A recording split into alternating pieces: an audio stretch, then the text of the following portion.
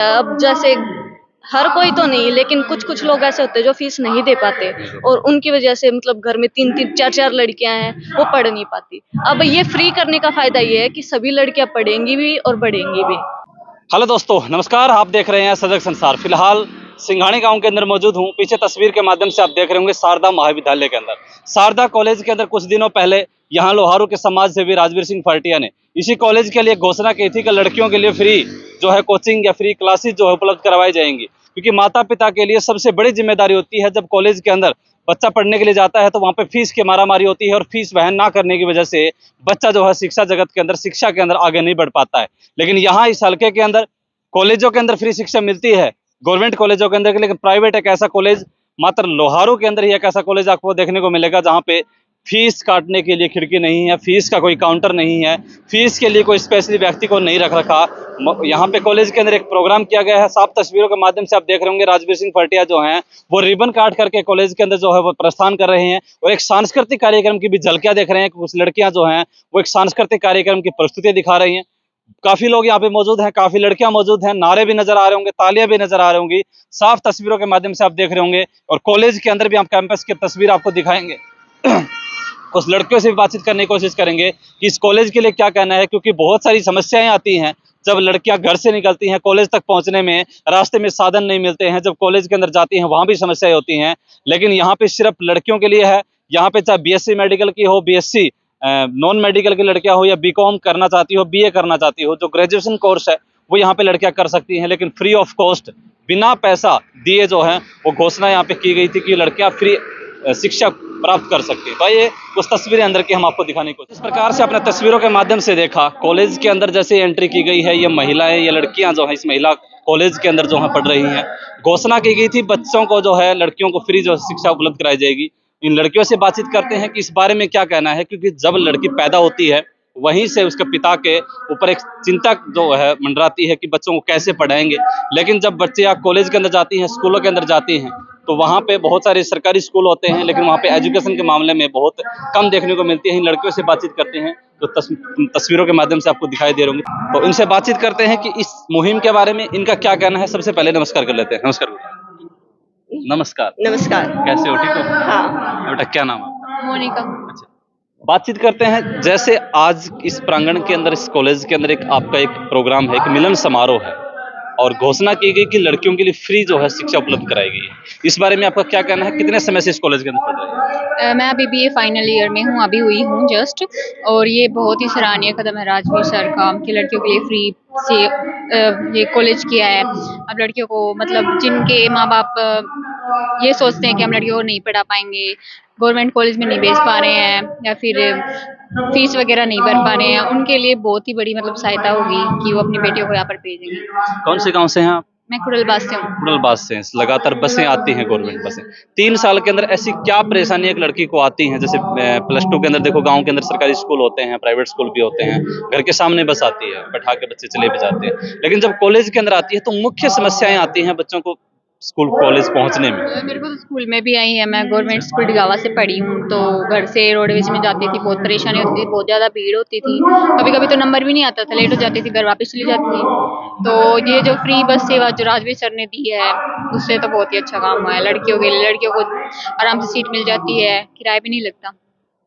लड़कियों को कितना बेनिफिट होगा इस चीज से अगर ऐसी सुविधाएं होंगी? जिन बच्चियों के घर पे पिता का साया नहीं होता, फीस नहीं भर पाते हैं, बीच में कॉलेज छोड़ना पड़ जाता है, आपके हिसाब से कितना फायदा होगा? बहुत फायदा होगा। और अभी वो भी किया है सर ने, पैसे भी दे रहे हैं। अगर किसी के माता पिता नहीं है उनको पैसे भी दे रहे हैं कि भाई आप अपनी बेटी की शादी के लिए। और अभी फ्री शिक्षा कोई बेटी है, कोई माँ बाप है, वो इतना डिजर्व नहीं कर पाते कि भाई एक बेटी को पढ़ा सके। वो ऐसे सोचते हैं शादी कर देंगे, क्या करेगी पढ़ के। तो अभी उसके लिए बहुत अच्छा बेनिफिट है कि भाई वो फ्री शिक्षा ले सकती है। अब घर वाले भी ये सोचेंगे हाँ भाई फ्री शिक्षा है तो यहाँ पे भेजेंगे।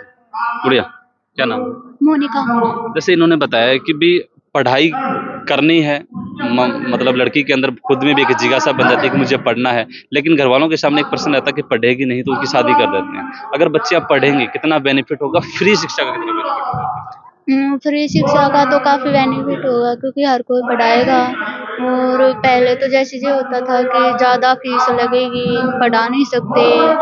और भी मतलब वो हो जाता है कि कई मतलब फार्मर होते किसी पापा पेरेंट्स, तो वो पढ़ा नहीं पाते, क्यों फीस नहीं दे पाते। तो अब फ्री शिक्षा करवा दी तो उसके चलते सभी लड़कियां पढ़ेंगी, और बस भी फ्री है तो सब आएंगे और पढ़ेंगे।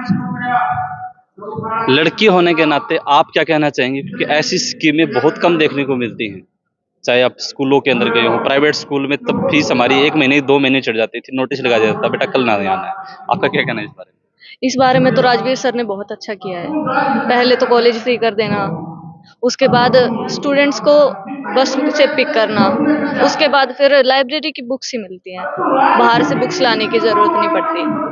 परेशानियां कितनी आती हैं एक बच्चे को कॉलेज में स्कूलों में पढ़ने के लिए आपके हिसाब से? अब पहली बात तो पेरेंट्स की होती है। पेरेंट्स देखते हैं कि क्या पता कहाँ भेजेंगे, कहाँ का माहौल कैसा होगा, जहाँ से जाएगी वहाँ का माहौल कैसा होगा, साधन मिलेंगे या नहीं मिलेंगे, ये सभी चीज़ें देखते हैं। तो इस मामले में सर ने पूरा योगदान दिया है अपना, कि फ्री लाइब्रेरी से बुक्स लीजिए, आने जाने के लिए बसों की सुविधा कर दिया, और अब कॉलेज में पढ़ना भी फ्री कर दिया है। काफी कॉलेज को एजुकेशन होते हैं, लड़के लड़कियां मिक्स होते हैं, यहाँ पे लड़कियां हैं, उनसे कितना बेनिफिट? उनसे बहुत ज़्यादा बेनिफिट है। एक तो ये कॉलेज गर्ल्स कॉलेज रह गया, इसलिए लड़कियों को पूरा बढ़ावा दिया जा रहा है। अच्छा, ये फ्री जो है पीछे से ही हो रहा है या अब की बार किया है? अब की बार किया है फ्री, पहले फीस लगती स्ट्रेंथ थी। कितनी बड़ी है इसकी इसी से? दुगना तिगना हो गई मेरे हिसाब कितना हो से। गया? हाँ पहले मतलब इक्का दुक्का बच्चे सोचते थे, फीस की वजह से छोड़ भी देते होंगे। हाँ, ये तो होता ही है। अब जैसे हर कोई तो नहीं, लेकिन कुछ कुछ लोग ऐसे होते हैं जो फीस नहीं दे पाते, और उनकी वजह से मतलब घर में 3-3 4-4 लड़कियां हैं, वो पढ़ नहीं पाती। अब ये फ्री करने का फायदा ये है कि सभी लड़कियां पढ़ेंगी भी और बढ़ेंगी भी। और जैसा कि पहले कहा जाता था कि अगर आप एक आदमी को पढ़ा रहे हो तो मतलब सिर्फ एक आदमी को पढ़ा रहे हो, लेकिन अगर आप एक लड़की को पढ़ा रहे हो तो इसका मतलब आप एक पूरी पीढ़ी और एक समाज को पढ़ा रहे हो। और ये भला काम हमारे राजवीर भाई कर रहे हैं बहुत अच्छे से। गुड़िया जिस प्रकार बताया कि एक लड़की को पढ़ाने से 2 पीढ़ियां नहीं बल्कि 2 घर जो है मजबूत होते हैं, एक आगे का घर, एक अपना घर। आपका इस बारे में क्या कहना है, कितनी मजबूती मिलेगी फ्री शिक्षा के नाम पर? सर फ्री शिक्षा के नाम पर अब अपना क्या यहाँ पढ़ाते हैं फ्री में, तो कुछ लड़कियां ऐसी थी जो घर पे पहले भी बैठी थी, और अब फ्री करने के बाद ये हुआ है कि भाई घर पे बैठी है, फीस तो लगती नहीं तो हम पढ़ा सकते हैं। तो एक माता पिता का एक तरह से बहुत ज्यादा बोझ तो ये था कि हम लड़की को पढ़ाएंगे, कहाँ भेजना है, कैसे भेजना है, फिर आने जाने की वो बहुत प्रॉब्लम रहती है। तो वो प्रॉब्लम एक क्या है कि खत्म हो चुकी है। अब ये सोचते हैं हाँ चलो अब पूरी सेफ्टी है, लड़की पढ़ लेगी, खुद भी पढ़ेगी, फिर आगे उसकी पीढ़ी दर पीढ़ी बढ़ेगी तो अपने बच्चों को भी पढ़ा पाएगी। अब अनपढ़ है तो वो कुछ कर भी नहीं सकती। वह आगे आने वाली पीढ़ी ऐसी है कि भाई अनपढ़ तो कोई है ही नहीं आजकल। तो ये है कि एक से नहीं 2 घर मजबूत होते हैं। बस नजदीक आ जाइए। गवर्नमेंट कॉलेजों में भी फ्री एजुकेशन मिलती है, काफ़ी संख्याएं होती है वहाँ पे, और आजकल तो कॉलेज किलोमीटरों पे तो नहीं है, लेकिन 10 किलोमीटर 20 किलोमीटर के ऊपर कॉलेज हैं। उससे और प्राइवेट कॉलेज में उधर कितना डिफरेंस है? फर्स्ट पॉइंट तो लेके चले तो सर सेफ्टी का है। जैसे गवर्नमेंट है उसमें भी फ्री एजुकेशन हो रही है, अब अपने यहाँ भी फ्री एजुकेशन हो रही है, लेकिन दोनों में डिफरेंस क्या है सर? वहाँ पे बस एजुकेशन फ्री हो रही है, लेकिन अदर उनको कुछ नहीं करना। बस क्या है, आप चले गए कॉलेज में तो आपको एजुकेशन फ्री मिल जाएगी, लेकिन यहाँ पे क्या है, घर से खुद जाके लेके आएंगे। फिर सेफ्टी का बहुत ध्यान रखा जाता है। जैसे है ना, अब सभी ड्राइवर है ना, सभी ड्राइवर अंकल है, उनको बोल रखा है कि जो बच्चा आप देख लेते हो कि रोज यहाँ से आता है, मान लो एक कोई सड़क है वहां से बैठता है बच्चा, तो उसके बिना और कहीं पे अगर वो उतर रहा है ना तो उसको पेरेंट्स को तभी सूचना दी जाती है। अब बच्चे तो मैच्योर होते नहीं है, मतलब इतने मैच्योर नहीं होते, उनको सही गलत का नहीं पता होता, लेकिन यहाँ पे क्या है, पेरेंट्स को हर बात से रूबरू करा दिया जाता है, बच्चा इस वे में जा रहा है, इस वे में जा रहा है। तो सेफ्टी है सबसे ज्यादा, बहुत इंपॉर्टेंट होती है सेफ्टी, वो है यहाँ। मतलब कहने का मतलब है कि गवर्नमेंट कॉलेज के अंदर गवर्नमेंट कॉलेज के अंदर आपकी सिर्फ रिस्पॉन्सिबिलिटी है कि जब आप कॉलेज के अंदर एंट्री करते हैं और उसके बाद कब आए और आप कब गए। यहाँ पे आपकी घर से बैठने से लेकर के घर छोड़ने तक की जो है प्रॉब्लम आपकी सॉल्यूशन होती है। ये सबसे बड़ा पॉइंट है। Yes sir. कि कॉलेज के अंदर गवर्नमेंट कॉलेज में आप गए या ना गए कोई वो नहीं है, और आप कब आए हो, कॉलेज बंक करके आए हो, कहाँ कौन सी बस में बैठ गए हो, कोई किसी को इस पे कोई ध्यान नहीं देता, लेकिन यहाँ पे सारा कुछ ऐसा सेटअप है कि घर से आए तो डायरेक्ट यहाँ आए और गए तो डायरेक्ट घर ही गए। हाँ बहुत बहुत थैंक अब यू। इन लड़कियों से बातचीत की हमने, बातों ही बातों के अंदर उन्होंने बताया कि अपनी खुद की जिम्मेदारी भी बताई और खुद के अंदर जो समस्याएं आती हैं उनको भी इन्होंने धरातल पे बताया कि किस तरीके से जो है राजवीर सिंह भाटिया धरातल के ऊपर जो लड़कियों की मेन समस्याएं होती हैं उनको उतारने का काम करती हैं। कुछ लड़कियां और हैं यहाँ पे, इनसे बातचीत कर लेते हैं। एक आर्ट जो है इन्होंने प्ले किया था यहाँ पे एक बस को लेकर के, कुछ समस्याएं होती हैं, उस समस्याओं को आपने स्टेज के ऊपर दिखाया भी। क्या मुख्य समस्याएं आती हैं एक लड़की को कॉलेज में पहुंचने पर? फ्लाइंग भी मिल जाती है कई बार, गवर्नमेंट बस में जाते हैं, कॉलेज में पेपर होता है, लेट पहुंचते हैं। सर सबसे बड़ी समस्या तो बस में ये होती है कि सेफ्टी नहीं होती, भीड़ ज्यादा होती है, आगे पीछे होते धक्का रहते मुक्की रह हैं, जाती धक्का मुक्की लगी रहती है।